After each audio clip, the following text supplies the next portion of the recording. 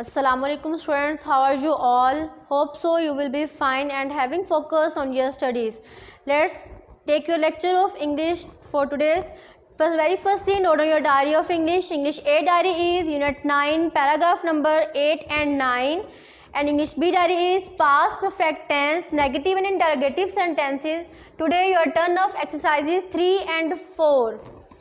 These are unsolved exercises. Very firstly concentrate on English a diary. कुछ synonyms मैंने write कर दिए हैं, रिमेनिंग आप लोगों ने हर ग्रुप के फर्स्ट वर्ड को चूज कर लेना है. Having focus on translation. Paragraph number 8. As I stood near the bed with several questions popping in my mind. जब मैं अपने जहन में आते कई सवालों के साथ बिस्तर के करीब खड़ी थी. I felt a gentle pat on my shoulder. मैंने अपने कंधे पर हल्की सी थपकी महसूस की. I turn around. मैं मुड़ी and see a young women smiling at me. और देखा कि एक नौजवान औरत मुझे मुस्कुराकर देख रही है. Are you looking for your patient. क्या आप अपनी मरीज़ा को तलाश कर रही हैं. She said and gave me a big hug. उसने कहा और मुझे बहुत ही गर्मजोशी से मिली. Thank you for everything you did. आपका शुक्रिया हर उस चीज़ के लिए जो आपने किया. I know. मैं जानती हूँ. You did not allow them. आपने उन्हें इजाज़त नहीं दी. To make me lead a crippled life. कि मैं एक मफलूज ज़िंदगी गुजारूँ. I now concentrate on paragraph number 9. I stood still. मैं साकत खड़ी थी. Until her family came around with big smiles on their faces. हत्ता कि उसके घर वाले अपने चेहरे पर वालहाना मुस्कुराहट सजाए मेरे इर्द गिर्द आ गए. Thanks to Allah. अल्लाह का शुक्र है. She was my patient. वो मेरी मरीज़ा थी. Standing and walking on her own feet. अपने पाँवों पर खड़ी और चल रही थी. I could not recognise her without the machinery and tubes around her body. उसके जिस्म को मशीनों और नलकियों के बगैर मैं उसे पहचान ना सकी. She walked on crutches. वो बिसाखियों पर चल रही थी. Which she would leave in a few months. जिन्हें वो कुछ महीनों में छोड़ देगी. I was glad that my efforts bore fruit. मैं खुश थी कि मेरी कोशिशों का फल मिला. But most of all. लेकिन इन सब से बढ़कर आई वॉज हैप्पी दैट. मैं खुश थी कि Allah almighty had help me win a lost battle. कि अल्लाह कादिर मुतलिक ने हारी हुई जंग जीतने में मेरी मदद की. Now have focus on English B diary. English B diary हम आजकल पास्ट परफेक्ट टेंस कर रहे हैं, जिसको हम first day as affirmative, second day as a negative and interrogative structure very deeply describe कर चुके हैं. आज उन्हीं की अनसोल्ड एक्सरसाइजेज हैं जिसमें आपको मिक्स सेंटेंसेस मिलेंगे, इंटरोगेटिव भी और नेगेटिव भी. एक्सरसाइज 3 और 4 है. रिटर्न प्रैक्टिस करनी है आप लोगों ने और उसके बाद उसको चेक करके लर्न भी करना है. जस्ट स्ट्रक्चर को एक बार हम देख लेते हैं. अकॉर्डिंग टू नेगेटिव हमारा स्ट्रक्चर था subject plus had not plus verb the third form plus object. And according to interrogative हमारा स्ट्रक्चर था WH family word plus had plus subject plus verb the third form and object question mark. So here are two sentences. This sentence is from exercise number 3. First sentence of exercise number 3. क्या तुम्हारा भाई ये इम्तहान पहले ही पास कर चुका था. ये सिंगल क्लास के सेंटेंसेस हैं दोनों ही, जो व्हाइट बोर्ड पे इस टाइम मौजूद है, लेकिन एक्सरसाइज नंबर 3 और 4 में आपको दोनों क्लासेस के सेंटेंसेस भी मिलेंगे. Had your brother already pass this examination. Exercise number 4 का फर्स्ट सेंटेंस मैंने राइट किया है. वो इससे पहले गाड़ी में सवार नहीं हुआ था. She had not travelled by train before this. Remaining full exercise number 3 और 4 आपने खुद रिटर्न प्रैक्टिस नोटबुक पर करनी है, उसकी चेकिंग और लर्निंग करनी है. Hope so you have focus nowadays on your proper learning and practising. Have a good day. अस्सलामु अलैकुम dear student. I am Ziaul Haq, maths teacher, class 9th. आज हमारा टॉपिक है exercise 2.1 unit number 2, question number 5. Question number 5. Give a rational number between 3/4 and 5/9. Rational number 3/4 and 5/9 के between बताना है. Same इसी तरह से है जैसे हम 6 और 8 के बिटवीन नंबर 7 है. हम फाइंड करते हैं 6 को 8 में ऐड करते हैं, फिर 2 पे डिवाइड कर देते हैं, 6 8 7 14, और इसको 2 पे डिवाइड करेंगे तो 6 और 8 के बिटवीन 7 नंबर आ जाएगा। सेम एज इट इज़ ये दो नंबर हैं हमारे पास, रेशनल नंबर हैं 3/4 एंड 5/9। सेम इसी मेथड से हम इन दोनों को ऐड करेंगे और फिर इसको 2 पे डिवाइड कर देंगे। ये मैंने राइट किया है 3/4 प्लस 5/9 डिवाइडेड बाई 2। पहले इन दोनों को ऐड किया है, 36 4 और 9 का 36 एलसीएम आया है। एलसीएम लेने के बाद 4 को एलसीएम पे डिवाइड किया, 9 आया, 9 को 3 से मल्टीप्लाई किया, 27 आ गया। फिर इसी तरह से सेम 9 4 टाइम 36, 4 को फिर 5 से मल्टीप्लाई किया, 20 आ गया, 27 में 20 ऐड किया, 47/36। अब डिवाइड को मैंने मल्टीप्लाई कर दिया है, मल्टीप्लाई इसका इन्वर्स हो जाएगा 1/2। आप जानते हैं कि जब डिवाइड मल्टीप्लाई में होती है तो जो डिवाइड के साथ जो भी अमाउंट होती है उसका रेसिप्रोकल हो जाता है। तो 2 का रेसिप्रोकल 1/2, 47 1 से मल्टीप्लाई हो गया, 36 2 से मल्टीप्लाई हो गया, मेरे पास नंबर आया 47/72। ये वो रेशनल नंबर है जो कि 3/4 एंड 5/9 के बिटवीन है। Thus the relation between 3/4 and 5/9 is 47/72। ये हमारा आंसर है। उसके बाद है क्वेश्चन नंबर 6। इसकी मैंने वर्डिंग नहीं लिखी, बुक पे आप देख लें। कहता है express the following recurring decimal. Recurring decimal को as a rational number P/Q में हमने इसको कन्वर्ट करना है। यहाँ PQ जो हैं वो इंटीजर्स हैं और Q नॉट इक्वल टू 0 है, यानी Q जो है वो 0 नहीं हो सकता। यहाँ पे रिक्वायरिंग डेसिमल है, पार्ट फर्स्ट कर रहा हूँ। रिक्वायरिंग 5 के ऊपर बार है, इट्स मीन 5 5 5 5 रिपीट होता जा रहा है, रिक्वायरिंग है। तो मैंने इसको लेट किया है x इज इक्वल टू 0.5 बार का मतलब है, या इसको मैं इस तरह से भी लिख सकता हूँ 0.555 सो ऑन। मैंने 4 पॉइंट के बाद 4 डिजिट लिखे हैं, फिर सो ऑन कर दिए। ये क्वेश्चन 1 है। अब इसमें आपने एक चीज़ देखनी है कि ओनली 1 डिजिट रिपीट हो रहा है 5 5 5। तो जब 1 डिजिट रिपीट हो रहा हो तो हम 10 से मल्टीप्लाई करेंगे इक्वेशन 1 को, इक्वेशन 1 को 10 से। अगर 2 डिजिट रिपीट हो रहे हों, आगे क्वेश्चन आएगा 2 डिजिट रिपीट होंगे तो फिर हम 100 से मल्टीप्लाई करेंगे। इसमें बात याद रखने वाली यही है कि जब 1 डिजिट रिपीट हो रहा हो तो 10 से मल्टीप्लाई करना है, जब 2 डिजिट रिपीट हो रहे हों तो 100 से मल्टीप्लाई करेंगे। अब इक्वेशन 1 में 5 5 एक डिजिट बार बार रिपीट हो रहा है, तो ओनली 1 डिजिट मैंने लिख दिया है, only 1 digit 5 repeating, so we multiply both side of equation 1 by 10। 10 से इधर भी मल्टीप्लाई कर दूंगा, इधर भी मल्टीप्लाई कर दूंगा। नेक्स्ट आ जाए पेज पे, ये देखें 10 से मैंने मल्टीप्लाई कर दिया है, 10 मल्टीप्लाई 0.55 सो ऑन। जब 10 से मैं 0.55 को मल्टीप्लाई करूंगा तो आंसर आएगा 5.5555। ये मेरी सेकंड इक्वेशन होगी। सेकंड इक्वेशन और फर्स्ट इक्वेशन, फर्स्ट इक्वेशन को सेकंड इक्वेशन से सब्ट्रैक्ट कर दें। Subtract 1 from 2 we have 10x, मैंने कहा सब्ट्रैक्ट 1 फ्रॉम इक्वेशन 2।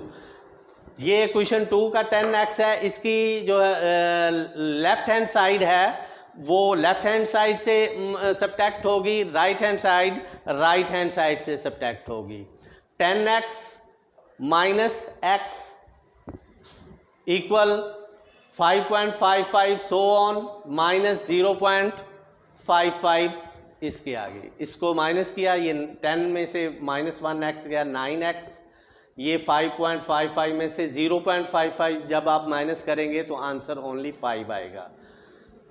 9 इधर मल्टीप्लाई हो रहा है, इधर आके डिवाइड हो गया 10, 0.5 बार इक्वल टू 5/9। ये रिक्वायरिंग डेसिमल रेशनल नंबर में कन्वर्ट हो गई है। रेशनल नंबर में ये कन्वर्ट करने का मेथड है, सिंपल सा मेथड है। जो भी नंबर आपको दिया है इसको एक्स, उसको फिर देखें डिजिट कितने रिपीट हो रहे हैं, एक डिजिट रिपीट हो रहा है, 10 से मल्टीप्लाई कर दिया, दो इक्वेशंस आ जाएंगी, फर्स्ट इक्वेशन को सेकंड इक्वेशन में से सब्ट्रैक्ट कर दें, आपका आंसर आ जाएगा। इसी तरह ये थर्ड पार्ट मैंने किया है, इसमें भी हमने ये रिक्वायरिंग डेसिमल है, इसको हमने जो है वो रेशनल नंबर में कन्वर्ट करना है। 0.67 यहाँ पे आप देख रहे हैं 6 और 7 2 डिजिट रिपीट हो रहे हैं, 6 और 7 2 डिजिट रिपीट हो रहे हैं। तो मैंने आपको पहले बताया कि इसमें हम इसको मल्टीप्लाई 100 से करेंगे। उसी तरह सेम यही मेथड है, let x is equal to this 0.676767 bar का मतलब मैं आपको बता चुका हूँ, इसका मतलब है सो ऑन, तो मैंने इसको सो ऑन की तरह लिख लिया है। Only 2 digit block 6 7 is repeating, only 2 digit का ब्लॉक जो है 67 is repeating, so we multiply both side of equation 1/100। 100 से इक्वेशन 1 को मल्टीप्लाई कर दिया है, जब इसको मल्टीप्लाई करेंगे 67.6767 आएगा, 100x आ गया। इसी तरह ये इक्वेशन सेकंड हो गई, subtract equation 1 from equation 2, 100x minus x ये आ गया, उसके बाद ये 99 इधर मल्टीप्लाई हो रहा है, इधर आके डिवाइड हो जाएगा। ये हमारी रिक्वायरिंग डेसिमल फ्रैक्शन जो है रेशनल नंबर में कन्वर्ट हो गई है। ये हमारा क्वेश्चन कंप्लीट हो गया है, एक्सरसाइज भी कंप्लीट हो गई है। नेक्स्ट टॉपिक है हमारा 2.2 पेज 39 है, properties of real number. Properties हैं ये 8 में भी आपने पढ़ी है, काफ़ी सारी प्रॉपर्टीज़ हैं, आप बुक्स में से देखेंगे तो आपको समझ आ जाएगी। क्लोजर प्रॉपर्टी है, कम्यूटेटिव प्रॉपर्टी है, एसोसिएटिव प्रॉपर्टी है। नेक्स्ट पेज पे एडिटिव आइडेंटिटी है। एडिटिव आइडेंटिटी मैंने जब आपको मैट्रिक्स का यूनिट पढ़ाया था तो एडिटिव आइडेंटिटी का मैंने बता दिया था। एडिटिव आइडेंटिटी 0 होती है, यानी 0 में कोई भी नंबर ऐड करें तो वही नंबर आता है। ये एडिटिव इन्वर्स भी आपने मैट्रिक्स में पढ़ा था, साइन चेंज कर देने से एडिटिव इन्वर्स आ जाता है। 3 का एडिटिव इन्वर्स -3 होता है, इसी तरह 5 का एडिटिव इन्वर्स +5 होगा, सिर्फ साइन चेंज करना है। इस तरह मजीद प्रॉपर्टीज़ हैं, क्लोजर प्रॉपर्टी है, कम्यूटेटिव प्रॉपर्टी है, एसोसिएटिव प्रॉपर्टी है, मल्टीप्लिकेटिव आइडेंटिटी। ये मैट्रिक्स में इंपॉर्टेंट है। मैट्रिक्स में भी मैंने आपको बताया था कि 1 जो है वो मल्टीप्लिकेटिव आइडेंटिटी 1 होती है, क्योंकि 1 को किसी भी डिजिट से मल्टीप्लाई करें तो वही डिजिट आ जाता है, इस वजह से मल्टीप्लिकेटिव आइडेंटिटी जो होती है वो 1 होती है। इसी तरह से मल्टीप्लिकेटिव इन्वर्स है, 2/3 का मल्टीप्लिकेटिव इन्वर्स 3/2 y। जब हम दोनों को मल्टीप्लाई करते हैं तो आंसर मल्टीप्लिकेटिव आइडेंटिटी आता है जो कि 1 है। तो मल्टीप्लिकेटिव इन्वर्स के बारे में भी आप पढ़ चुके हैं यूनिट नंबर 1 में। पेज 41 पे एक सिंबल दिया हुआ है ब्लॉक्स में, सिंबल फॉर ऑल का सिंबल है, ये इसको पढ़ते हैं फॉर ऑल, ये आपने याद रखना है। प्रॉपर्टीज़ हैं मज़ीद इसकी, ये आप जब देखेंगे तो पेज 42 पे देखें, ट्रिचोटोमी प्रॉपर्टी है, ट्रांजिटिव प्रॉपर्टी है, एडिटिव प्रॉपर्टी है, मल्टीप्लिकेटिव प्रॉपर्टी है, मल्टीप्लिकेटिव इन्वर्स प्रॉपर्टी है। ये सारी आप 8 क्लास में पढ़ चुके हैं, आप जब देखेंगे तो आपको समझ आ जाएगी। हमारा टॉपिक है नेक्स्ट एक्सरसाइज 2.2, ये एमसीक्यूज हैं, फिल इन द ब्लैंक्स हैं, ट्रू फॉल्स हैं, ये हम आज कर लेते हैं। इसमें एक्सरसाइज 2.2 पेज 43 ओपन करें। कहते हैं identify the property. Question number 1 है identify the property use in the following. जो प्रॉपर्टी यूज हुई है इसमें वो आपने बतानी है। तो अगर आपको प्रॉपर्टी याद है, जहन में है, तो आपके लिए ये कोई मसला नहीं है। पार्ट 1 में a + b = b + a commutative property है। सेकंड पार्ट में associative property with respect to multiplication है। थर्ड पार्ट में मल्टीप्लिकेटिव आइडेंटिटी है, 1 से मल्टीप्लाई कर रहा है। तो 4 पार्ट में ट्रिचोटोमी प्रॉपर्टी लगाई हुई है। 5 पार्ट में जो है वो commutative property with respect to multiply है। 6 पार्ट में जो है कैंसिलेशन प्रॉपर्टी है, और 7 पार्ट में एडिटिव इन्वर्स। ये देखें 5 - 5 लिखा हुआ है, इसका मतलब एडिटिव इन्वर्स है।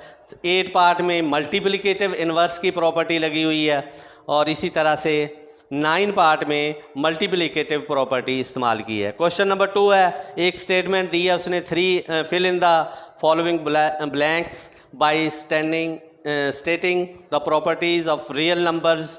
जो रियल नंबर की प्रॉपर्टी यूज़ हुई हैं वो बतानी है आपने, फिल इन द ब्लैंक्स है। क्वेश्चन नंबर 2 है, इसमें फर्स्ट में डिस्ट्रीब्यूटिव लॉ इस्तेमाल कर रहा है, क्यूम्यूटेटिव प्रॉपर्टी इस्तेमाल कर रहा है सेकंड में, थर्ड में एडिटिव इन्वर्स और 4 में एडिटिव आइडेंटिटी। इसी तरह से कहता है give the name of, question number 3 है, give the name of property use in the following.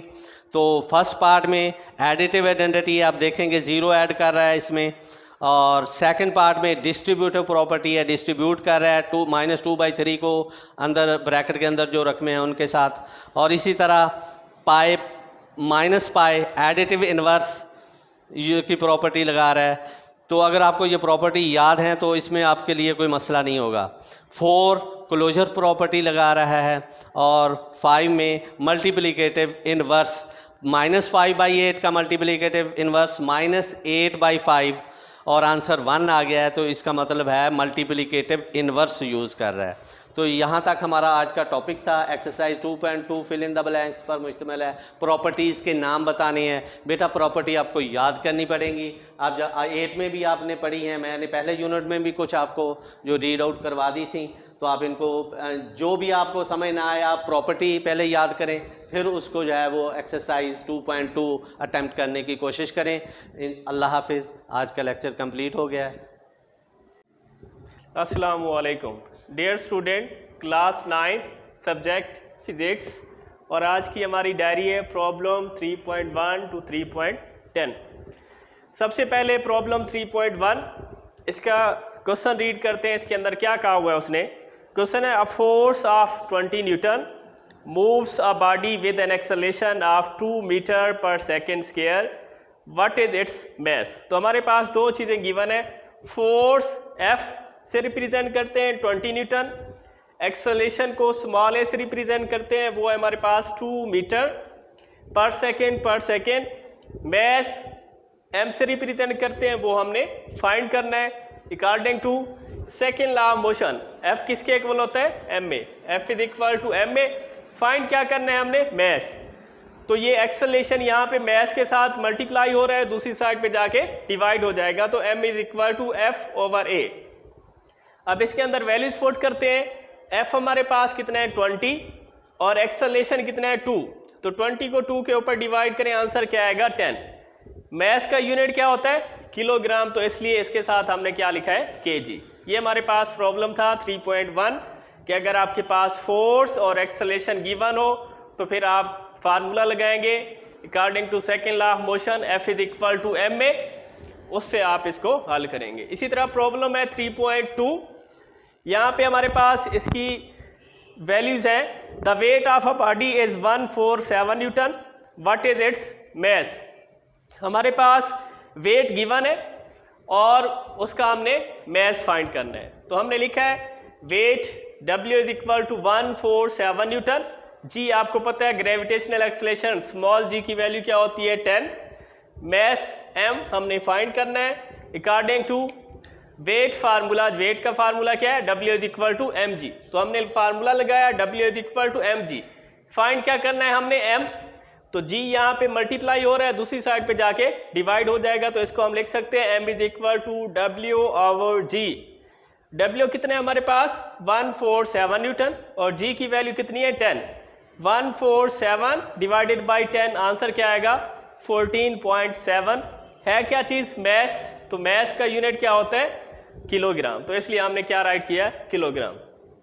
इसी तरह प्रॉब्लम 3.3, इसका क्वेश्चन है how much force is needed to prevent a body of mass 10 kg from falling, कि एक body जो ऊपर से नीचे आ रही है जिसका मास कितना है 10 kg, उसको स्टॉप करने के लिए, उसको रोकने के लिए हमें कितनी फोर्स चाहिए होगी, वो हमने फाइंड करनी है। तो इसलिए हमने G कितना लिखा है 10, फोर्स हमने फाइंड करनी है। तो force F is equal W and W is equal to mg, ये इसका फार्मूला है, F is equal to W and W is equal to mg।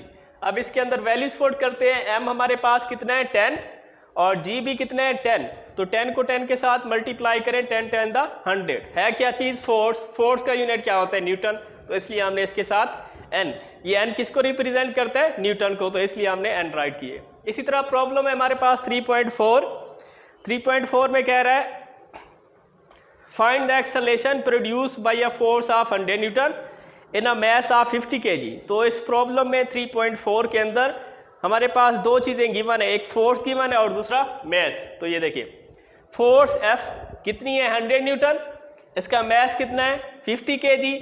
Find क्या करना है हमने, एक्सेलरेशन स्मॉल ए से इसको रिप्रेजेंट करते हैं। अब इसका फार्मूला क्या है, according to second law F is equal to M A. Find क्या करना है हमने A, तो A को इधर रहने दे, M उधर जाके डिवाइड हो जाएगा, A is equal to F over M। तो इसी तरह A is equal to 100 divided by 50, 100 को 50 के ऊपर डिवाइड करें, आंसर क्या आएगा 2। क्या चीज़ फाइंड की है हमने, एक्सेलरेशन। तो एक्सेलरेशन का यूनिट क्या होता है मीटर पर सेकेंड। इसी तरह प्रॉब्लम है हमारे पास 3.5 में कहते हैं a body has weight 20 newton, how much force is required to move it vertical upward with an acceleration of 2 metre per second. कि एक बॉडी जिसका वेट 20 न्यूटन है, ये देखें एक बॉडी जिसका वेट क्या होता है W is equal to 20 newton और उसका एक्सेलरेशन कितना है 2 metre per second square. Upward force, वो फोर्स जो उसको ऊपर लेके जाएगी उसको हम कहते हैं अपवर्ड फोर्स। वो अपवर्ड फोर्स हमने फाइंड करनी है कि वो कितनी फोर्स होगी जिससे हम उसको ऊपर लेके जा सकते हैं। तो इसलिए हमने लिखा है W is equal to mg, m is equal to W over g। m is equal to W कितना है 20 और g कितना है 10, तो m हमारे पास आ गया 2।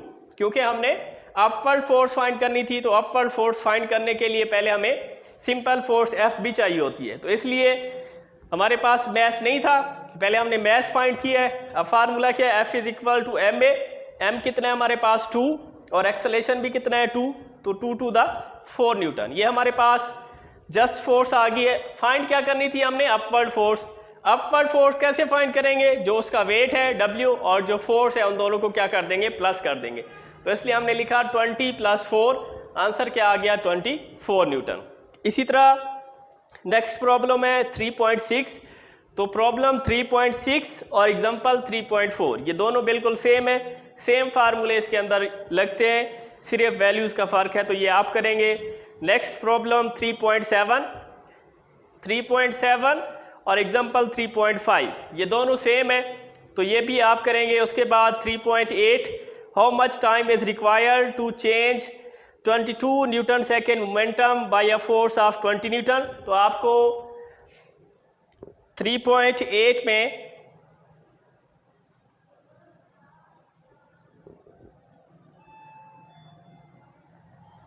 चेंज इन मोमेंटम गिवन है 22 न्यूटन सेकेंड और उसके बाद फोर्स गिवन है, फोर्स है हमारे पास 20 न्यूटन। फाइंड क्या करना है हमने, टाइम t हमने फाइंड करना है। तो इसमें कौन सा फार्मूला लगाएंगे जो हमने पढ़ा था, the rate of change of momentum of body is equal to force, ये वाला फार्मूला लगेगा। Pf minus Pi over T is equal to F। इसके अंदर वैल्यूज पुट कर देते हैं, वैल्यूज पुट करेंगे। ये हमारे पास कितना है 22, T हमने फाइंड करना है, F हमारे पास कितना है 20 को इधर आके डिवाइड कर देंगे।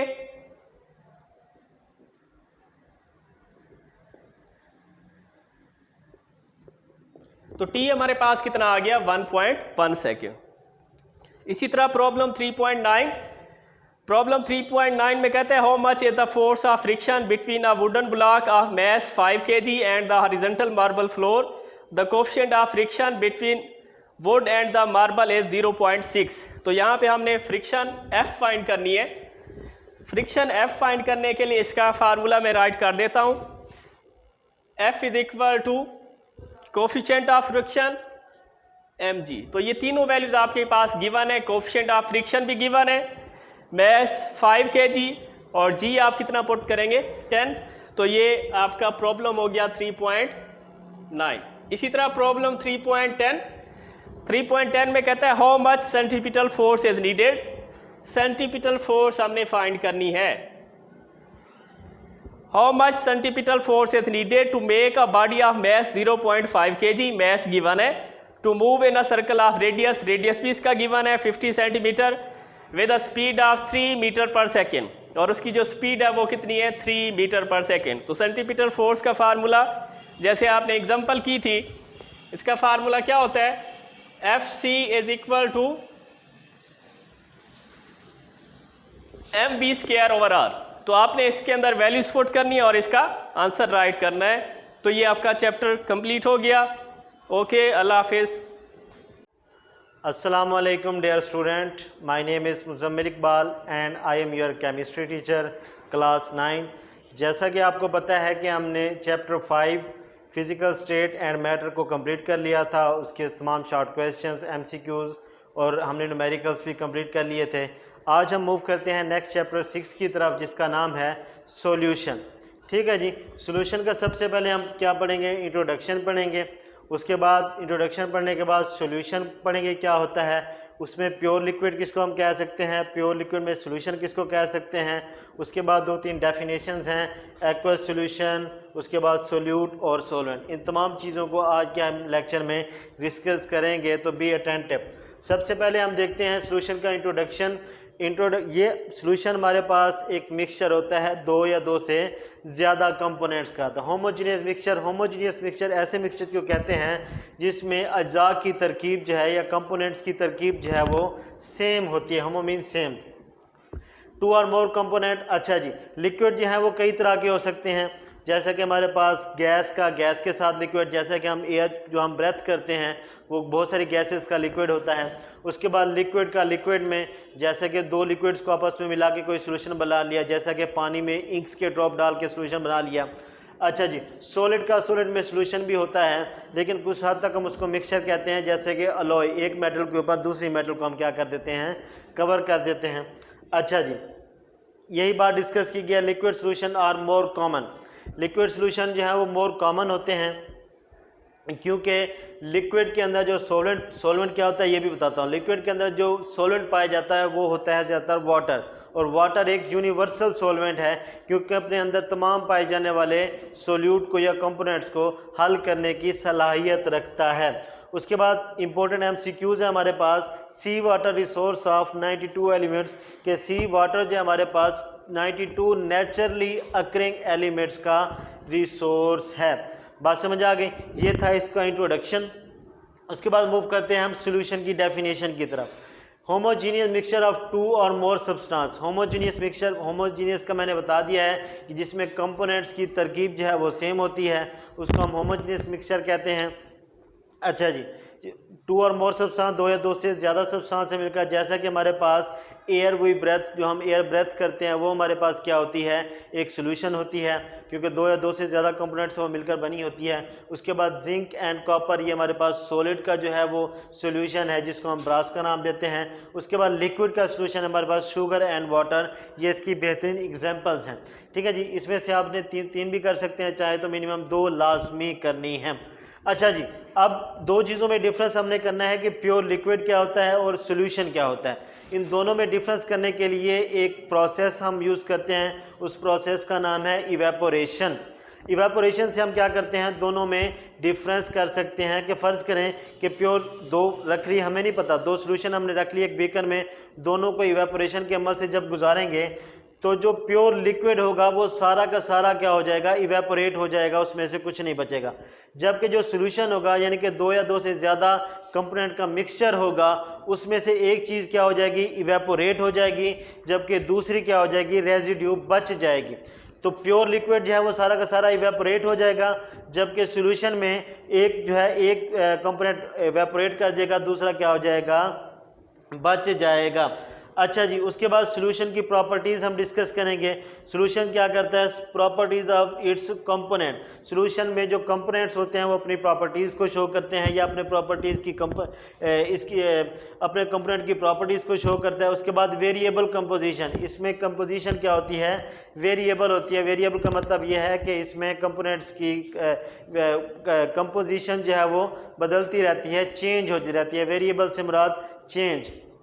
ठीक है जी, होप सो आपको यहाँ तक समझ आया होगा। उसके बाद नेक्स्ट हम मूव करते हैं डेफिनेशंस की तरफ। Aqueous solution, aqueous stand for water, solution mean mixture.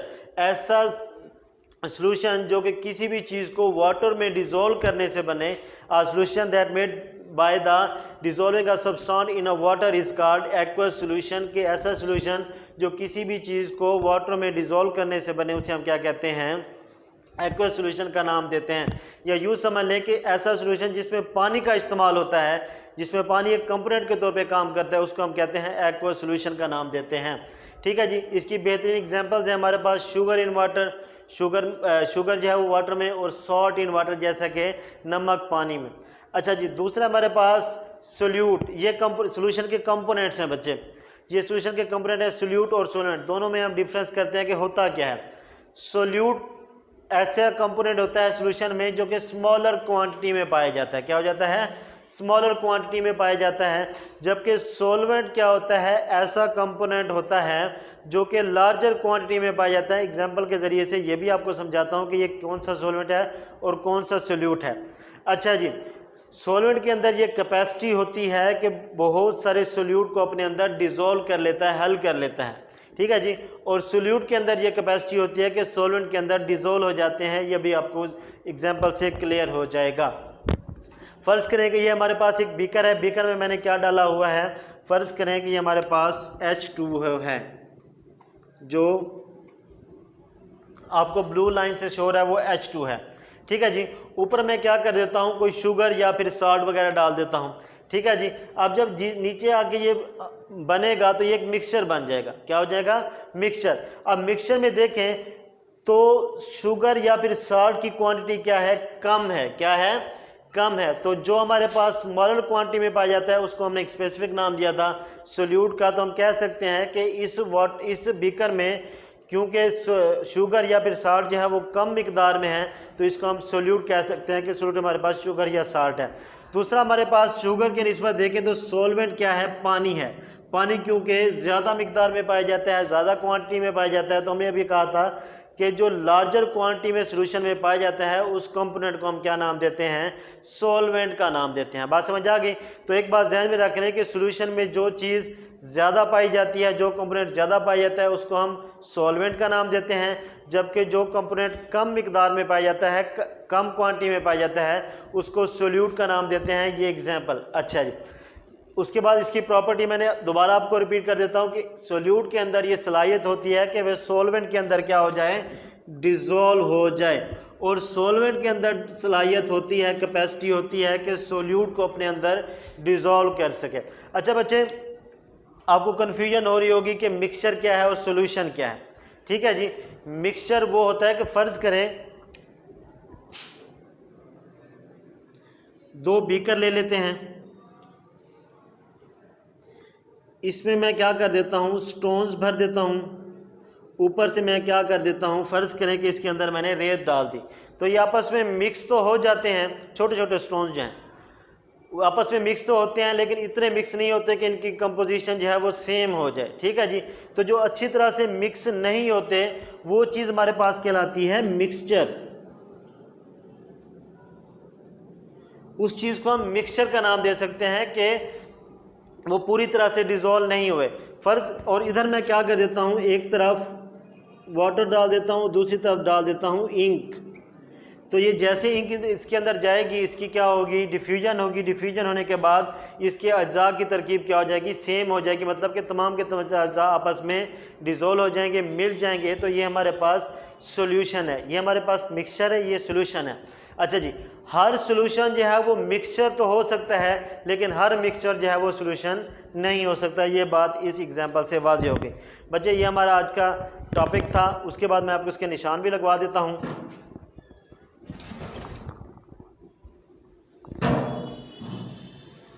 जी, आप लोग पेज नंबर आ जाए 97 पे, यही आपकी डायरी है।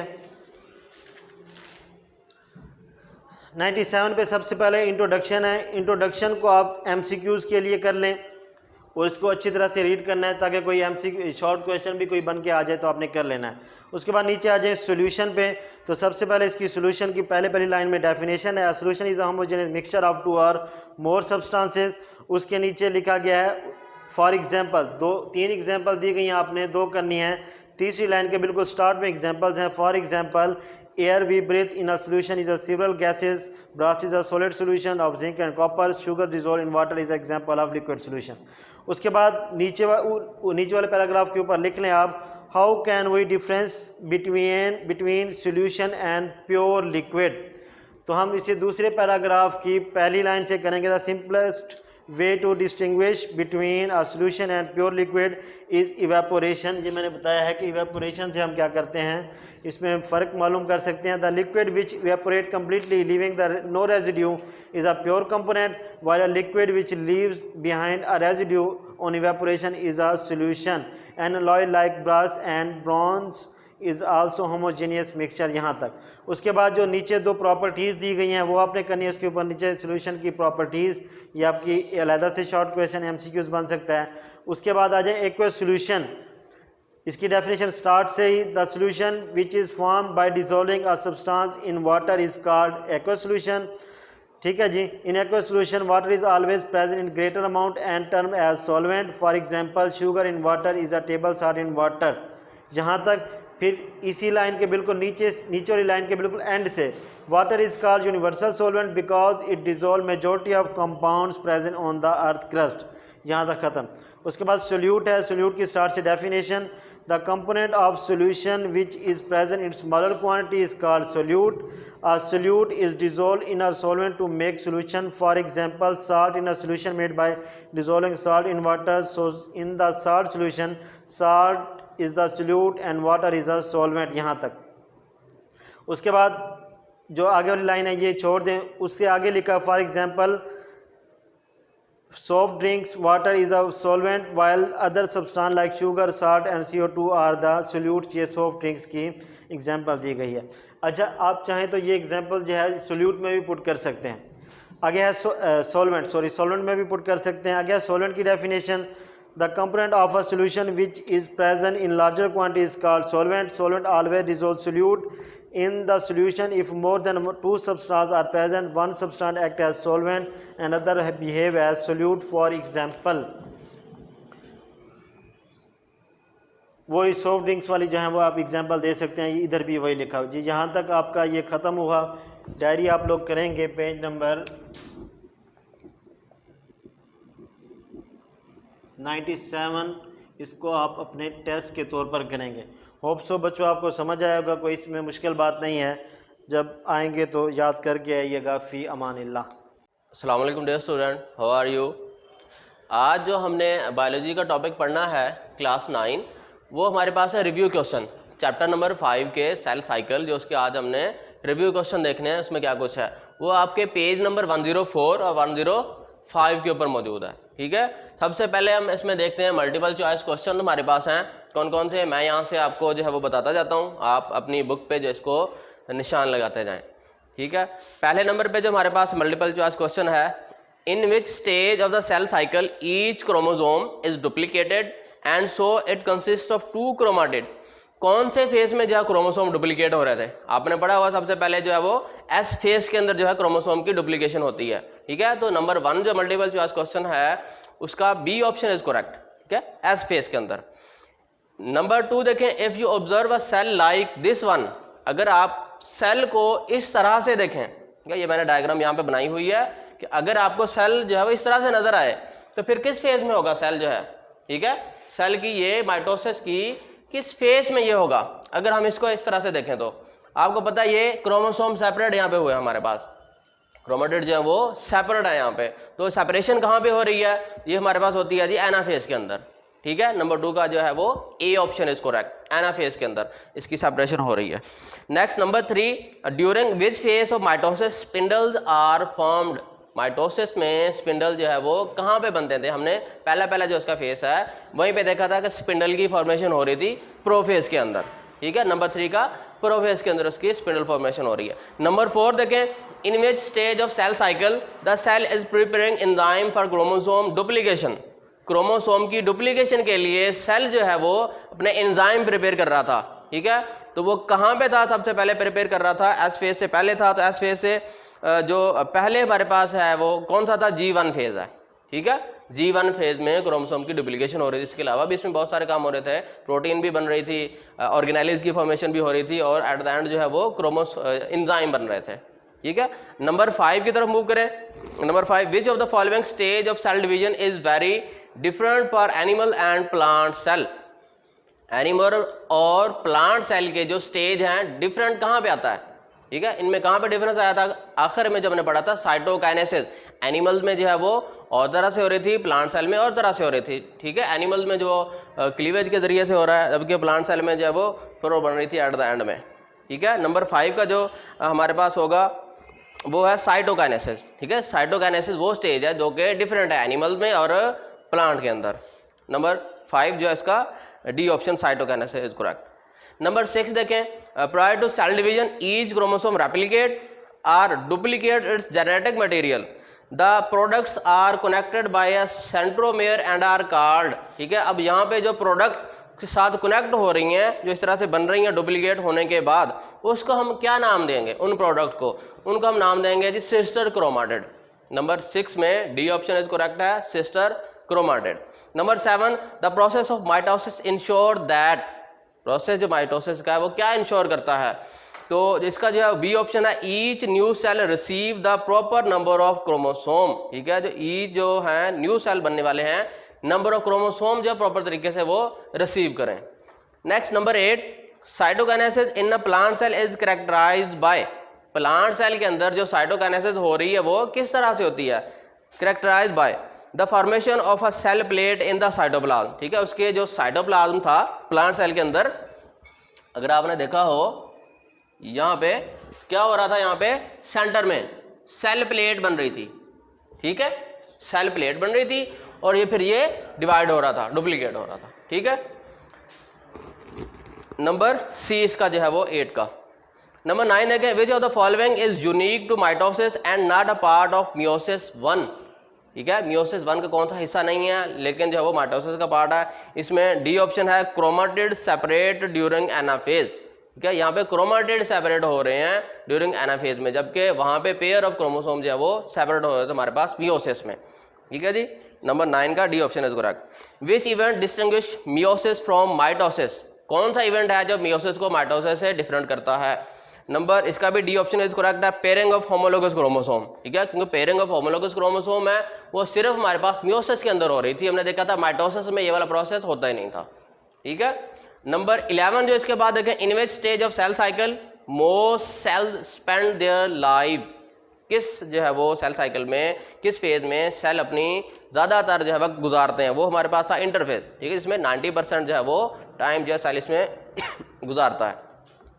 Number 12, which of the following distinguish meiosis from mitosis. ठीक है, माइटोसिस जो है वो किस तरह से डिस्टिंग्विश है मियोसिस? इसमें number D, all of the above, ये ऑप्शन इसका करेक्ट है। नंबर 13 देखें, for mitosis the chromosome of cell duplicate during interphase, when do the chromosome duplicate for meiosis. Meiosis में जो है वो क्रोमोसोम की डुप्लीकेशन कब हो रही थी? ड्यूरिंग मियोसिस 1 के अंदर। ठीक है, ड्यूरिंग मियोसिस 1 के अंदर सिर्फ क्रोमोसोम डुप्लीकेट हो रहे थे, जबकि मियोसिस 2 में हमने पढ़ा था कि यहाँ पे एस फेज एब्सेंट होगा। आपको याद होगा एस फेज है वो एब्सेंट है। क्यों एब्सेंट है? क्योंकि यहाँ पे अब क्रोमोसोम की डुप्लीकेशन की हमें ज़रूरत नहीं है यहाँ पे। ठीक है जी, ड्यूरिंग मियोसिस 1 इसका करेक्ट ऑप्शन है 13 का। नंबर 14 देखें, फाइंड द करेक्ट स्टेटमेंट, कौन सी स्टेटमेंट जो है वो करेक्ट है? नंबर सी जो है इसका करेक्ट है, homologous chromosome form pair during meiosis but not mitosis. ठीक है, होमोलोगस क्रोमोसोम जो है वो पेयर अप होते हैं कहाँ पे? सिर्फ मियोसिस में हो रहे हैं, जबकि माइटोसिस में ये प्रोसेस नहीं होता उसका। Number 15, what reason would you suggest for the fact that the total DNA content of each protocell is reduced during meiosis? इसका जो है डी ऑप्शन करेक्ट है, sister chromatid separate during anaphase of meiosis 1। ये आपके MCQs हो गए हैं। Next जो है अंडरस्टैंडिंग द कॉन्सेप्ट, वो आपके लॉन्ग क्वेश्चन है, उसके बाद शॉर्ट क्वेश्चन है। लॉन्ग क्वेश्चन में आपको पेज नंबर सिर्फ बता देता हूँ, आप नोट कर लें उसको पेज नंबर को, और फिर यहाँ पे देख लीजिएगा, आपको साथ साथ बताता गया हूँ मैंने जब पढ़ाया था चैप्टर के कौन सा पेज है कहाँ पे है। अब नंबर 1 जो इसका लॉन्ग क्वेश्चन है, देखें, what is cell cycle and what are its main phases. Cell cycle क्या है और उसके मेन फेजेज क्या हैं? ठीक है, आप हम शुरू में चैप्टर के ये पढ़ा था। पेज नंबर है जिसका 87 + 88 पे, एट द एंड में 87 जो पेज है वो कंप्लीट है और 88 पेज जो है वो भी आपका कंप्लीट है। जी नॉट फेज इसमें इंक्लूड होगा। यहाँ तक आपका लॉन्ग क्वेश्चन 1 बनेगा। Number 2, the S phase of interphase is important and a cell can never divide without it justify. S phase के बारे में सिर्फ आपने बताना है, पेज नंबर 88 पे एस फेज मौजूद है, ठीक है, वो करेंगे आप। How would you state, number 3 question, how would you state the events of prophase of mitosis. सिर्फ आपने नंबर 3 क्वेश्चन जो है इसमें प्रोफेज ऑफ माइटोसिस के इवेंट्स बताने हैं, ठीक है। माइटोसिस में प्रोफेज सिर्फ आपने एक्सप्लेन करना है और कुछ नहीं है इसमें। पेज नंबर 89 पे माइटोसिस का प्रोफेज जो है वो ये कंप्लीट होगा आपका, ठीक है, प्रोफेज वाला टॉपिक कंप्लीट, ये इसका आंसर है। नंबर 4 क्वेश्चन देखें, make a list of the events of mitosis. Mitosis में जितने भी इवेंट्स हो रहे हैं उसकी लिस्ट बनानी है हमने। उनमें दोनों फेजेस होती हैं, 2 मेजर फेजेस इंक्लूड होंगी और फिर उनकी जो आगे फेजेस है वो सारी इंक्लूड होंगी, ठीक है। कैरियोकाइनेसिस और साइटोकाइनेसिस दोनों चीज़ें, दोनों इंक्लूड है इसमें। ये पेज नंबर 89 से शुरू होगा और पेज नंबर जो है 90 साइटोकाइनेसिस तक इंक्लूड है। जहाँ पे साइटोकाइनेसिस एंड हो रही है यहाँ तक ये क्वेश्चन होगा। Next number 5 question, how is mitosis significant. यहाँ पे आपने सिर्फ माइटोसिस की सिग्निफिकेंस बतानी है, ठीक है जी। पेज नंबर 92 प्लस 93 के ऊपर इसके सिग्निफिकेंस मौजूद है। चारों पॉइंट जो इसके हैं वो सारे आपने इसमें बताने हैं। नंबर 6 देखें, describe the event that occur during the phases of meiosis 1। Meiosis 1 की जो फेजेज हैं, prophase, metaphase, anaphase and telophase, और उसमें फिर साइटोकाइनेसिस भी नीचे जो दी हुई है वो आपने करनी है। पेज नंबर 96 प्लस 97 के ऊपर ये आपका क्वेश्चन मौजूद है, आप वहाँ से इसको देख के करेंगे 96 पे और 97 पे, ठीक है। मियोसिस 1 कंप्लीट है, लॉन्ग क्वेश्चन आपका 96 पेज और 97 एंड में जहाँ पे पैराग्राफ एंड हो रहा है लास्ट पेज पे, during this stage. Number 7, describe the significance of meiosis. Page number 100 पे इसके सिग्निफिकेंस मौजूद है, आपने सिर्फ सिग्निफिकेंस बतानी है इसमें, ठीक है जी। नंबर जो 8 क्वेश्चन है, डिफरेंस हमने पढ़ा था मियोसिस और माइटोसिस में, आपका वो लॉन्ग क्वेश्चन 8 है, ठीक हो गया। 101 पेज पे ये मौजूद है। नंबर 9 क्वेश्चन जो लॉन्ग क्वेश्चन आपका, डिस्क्राइब नेक्रोसिस एंड एपोप्टोसिस, जो लास्ट टाइम हमने पढ़ा है अभी, वो आपका लॉन्ग क्वेश्चन नंबर 9 है, ठीक है जी। उसके बाद देखें शॉर्ट क्वेश्चन है हमारे पास, 4 शॉर्ट क्वेश्चन आपकी बुक में दिए गए हैं। आपने सिर्फ इसको मैं पेज बता देता हूँ, निशान लगा लेने हैं। A nerve cell does not divide after its formation, in which phase of cell cycle it is. Nerve cell जो है वो कौन से फेज में एंटर हो जाता था जिसके बाद वो डिवाइड नहीं होता था, ठीक है, नॉन डिवाइडिंग फेज इसको हम कहते थे, वो था हमारे पास जी नॉट फेज, ठीक है, वो जी नॉट फेज में। A nerve cell does not divide after its formation, और एंटर हो जाता है कौन सी फेज में, फिर हम उसको कहते हैं G not phase. How is cytokinesis different in plant cell as compare to animal cell. Short question 2, cytokinesis जो है एनिमल सेल में और प्लांट सेल में किस तरह से डिफरेंट है, वो आपका पेज नंबर 90 के ऊपर साइटोकाइनेसिस वाला कंप्लीट जो है टॉपिक, पेज नंबर 90 पे साइटोकाइनेसिस का कंप्लीट टॉपिक, एनिमल्स के बारे में भी बताया हुआ है, किस तरह से एनिमल में साइटोकाइनेसिस होती है और प्लांट में भी बताई हुई है, दोनों आपने करना है, ठीक है, दोनों पैराग्राफ हैं जो इसके, ये आपका आंसर है। Number 3 question, what type of cell division occur when our wounds are healed, ठीक है, जब हमारे बाउंड हील होते हैं तो कौन सी किस्म की जो साइटो वहाँ पे हमारे पास जो है वो डिवीजन हो रही होती है, ये माइटोसिस का प्रोसेस हो रहा होता है वहाँ पे, ठीक है, माइटोसिस होती है जिसके जरिए से हमारे बाउंड हील होते हैं। Mitosis occurs when our wound are healed, ये आपने इसके आंसर में लिखना है। Number 4 question, plant do not make their gametes by meiosis, how is that. Plant जो अपने गैमीट्स मियोसिस के जरिए से नहीं बना रहे, वो किस तरह से है, कैसे पॉसिबल है। पेज नंबर 100 पे इसका आंसर मौजूद है, पेज नंबर 100 में मैं आपको बता देता हूँ कहाँ से आपने करना है। पेज नंबर 100 में सिग्निफिकेंस ऑफ मियोसिस में जो इसका पहला पॉइंट है, maintenance of the chromosome number in next generation, इसमें आपने करना है 5th लाइन से, ठीक है जी, maintenance of chromosome number in next generation 5th line से इस शॉर्ट क्वेश्चन का आंसर है। मैं रीड कर देता हूँ शुरू से, plant life cycle show alternation of generation, यहाँ से स्टार्ट करके जहाँ पे ये एंड हो रहा है पॉइंट एंड तक, mitosis to become diploid sporophyte, ठीक है जी। ये हमारी आज की डायरी थी, मैंने आपको पेज नंबर भी बता दिए हैं, शॉर्ट क्वेश्चन भी बता दिए हैं, एमसीक्यूज का भी बता दिया आपको और लॉन्ग क्वेश्चन भी बता दिए हैं। ये आज की हमारी डायरी थी। फ़ीमानिल्लाह। बिस्मिल्लाहिर्रहमानिर्रहीम। अस्सलामु अलैकुम अज़ीज़ तलबा, मैं रिजवान गनी, जमात नाहम मज़मून उर्दू। आज हमारा जो टॉपिक है वो सबक इम्तिहान की सफ़ा नंबर 72, 73 की तशरीह है और साथ उसके जो है ख़त है। सवाल नंबर 1 हमारे पास जो है वो है ताजर के नाम किताबें मंगवाने के लिए ख़त तहरीर करें। तो आपसे गुजारिश है कि आप उर्दू क़वाइद-ए-इंशा की किताब पेज नंबर 67 से ओपन कर लें। लास्ट टाइम भी लेक्चर में जो है वो रीड हो चुका है, दोबारा रीड कर देता हूँ। ताजरे कुतब के नाम किताबें मंगवाने के लिए ख़त, इंतहाई दाईं साइड पे जो है वो आप इम्तिहानी मरकज़ लिखेंगे। उसके नीचे जो है आप तारीख़ दर्ज करेंगे। तारीख़ लिखने का तरीका आपको पहले बताया जा चुका है। फिर आप अलकाब इस्तेमाल करेंगे। मुकर्रमी जनाब मैनेजर साहब, सरताज बुक डिपो, सियालकोट।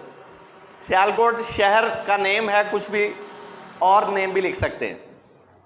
अस्सलामुअलैकुम, बराहे करम मंदरजा झेल कुतुब बहुत जल्द बदरिया VPP इरसाल फरमा कर नवाजें, करम होगा। उसमें लिस्ट है, 4 किताबों की लिस्ट है। नंबर 1 इस्लामी जंगें जिल्द अव्वल, दोम, सोम। नंबर 2 उर्दू क़वाइद-ए-इंशा बराए नाहम दहम। नंबर 3 फ़ारसी ग्रामर बराए जमात नाहम दहम। नंबर 4 सरताजुल लुगात उर्दू। एंड पे आप मुखलिस लिख के हमज़ा छोटी ए और बड़ी ए या अलिफ बे जीम लिख सकते हैं। अब हम बढ़ते हैं अपने सवाल नंबर 2 की तरफ। सवाल नंबर 2 है हमारे पास, दर्ज झेल नसर पारे की तशरीह करें। नेज़ सबक का उन्वान और मुसन्निफ़ का नाम भी लिखें। ख़त कशीदा अल्फाज के मानी भी लिखें।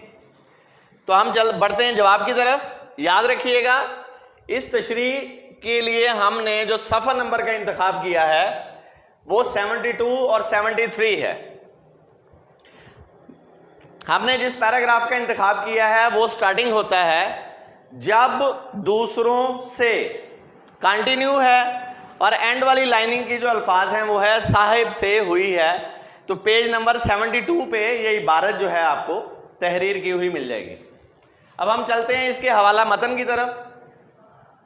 गुज़श्ता लेक्चर में बयान किया था कि हवाला मतन जो है वो 2 हिस्सों पे मुश्तमिल होता है, सबक का उन्वान और मुसन्निफ़ का नाम। सबक का उन्वान इम्तिहान आ गया, मुसन्निफ़ का नाम मिर्ज़ा फ़रहतुल्लाह बेग आ गया। इसमें आप 2 चीज़ों की मज़ीद एडिंग कर सकते हैं, लेकिन अगर आपकी लिखने की जो स्पीड है, रफ्तार है, वो मुनासिब है। अगर नहीं है तो फिर ये 2 अल्फाज, ये 2 जो अज्जा हैं यही काफ़ी हैं। अगर इनमें एडिंग करना चाहे तो माखज़ की एडिंग कर सकते हैं, सिन्फ़ अदब की एडिंग कर सकते हैं। बढ़ते हैं ख़ास कशीदा अल्फाज के मानी की तरफ। हमारे पास अल्फाज हैं वल्लाह, दरियाफ्त किया, कल्बी और कुतब होना। वल्लाह का मानी है अल्लाह की कसम, दरियाफ्त किया का मानी है पूछा, कल्बी का मानी है दिली, कुतब होना डट जाना, ठहर जाना, स्टिल हो जाना, ये अल्फाज के मानी हैं। और आखिर में सियाको सबाक जो है ये आप तहरीर फरमाएंगे, कम अज़ कम जो है 6 लाइनों पे मुश्तमिल हो। तो सियाको सबाक जो है वो आपको पता है कि आपने अच्छे तरीके से याद करना है और लिख के चेक करना है। और एंड पे जो तशरीह है वो आप अपने अल्फाज में उसको तहरीर फरमाएंगे, जो कि 1.5 से 2 सफ़े के ऊपर मुश्तमिल होनी चाहिए।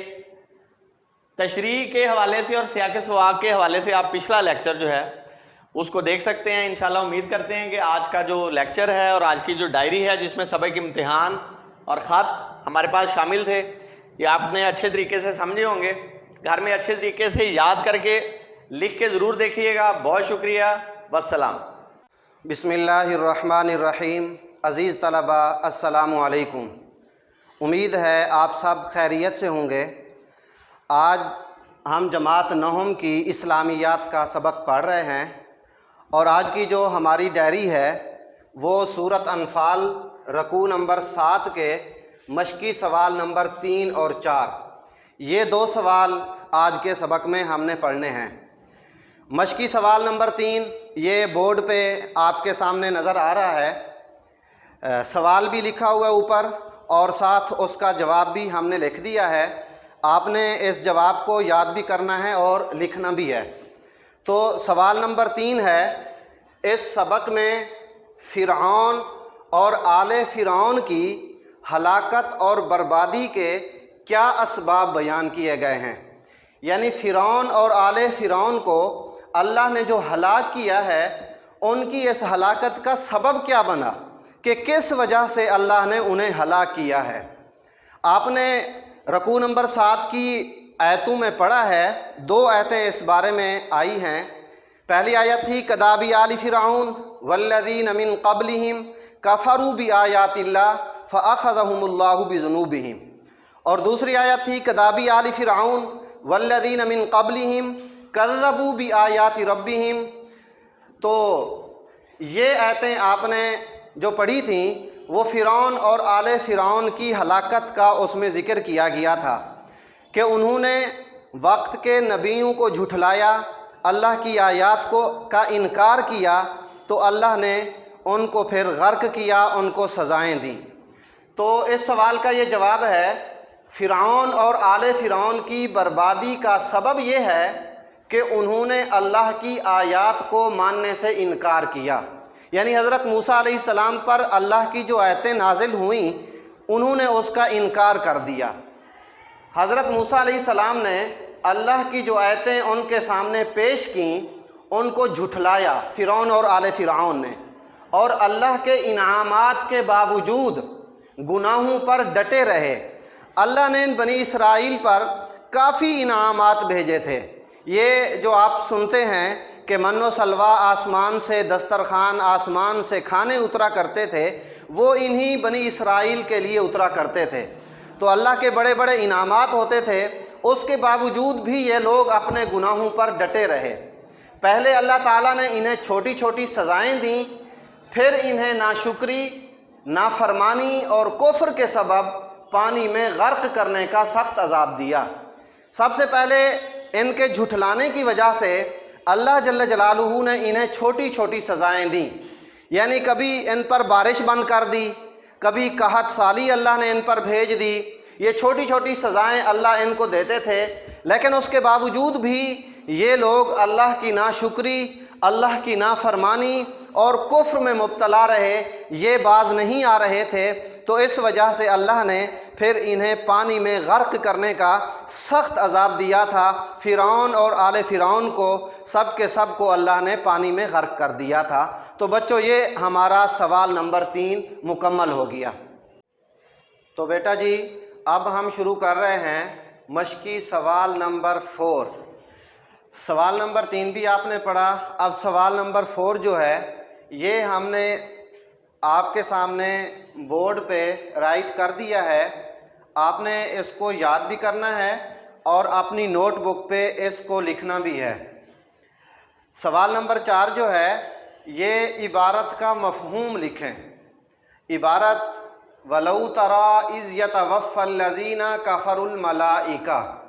बोर्ड पे हमने थोड़ी सी आयत लिखी है, आपको दिखा दी है कि ये वाली जो आयत है, ये बुक में आयत नंबर 50 बनती है और इसके साथ और आयत भी है 51।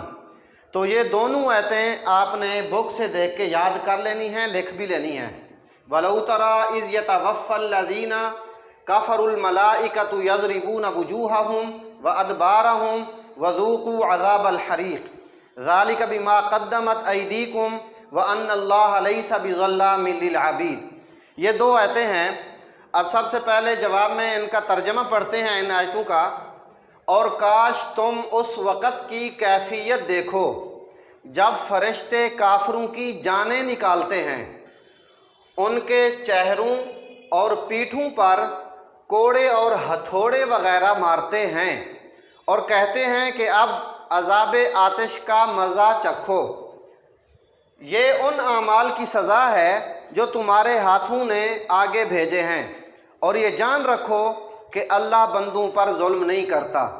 ये बेटा जी दोनों आयतों का तर्जमा आपने सुना है कि कुफ़ार की किस तरह जान निकाली जाती है, मौत के वक़्त किस सख्त किस्म का अज़ाब उन्हें दिया जाता है कि उनके चेहरों पर भी, उनकी पीठों पर भी कोड़े और हथौड़े मारकर जिस्म के एक एक आज़ा से बड़ी शिद्दत के साथ, बड़ी तकलीफ़ के साथ काफिर उनकी रूहें कब्ज़ करते हैं, उनकी जानें निकालते हैं।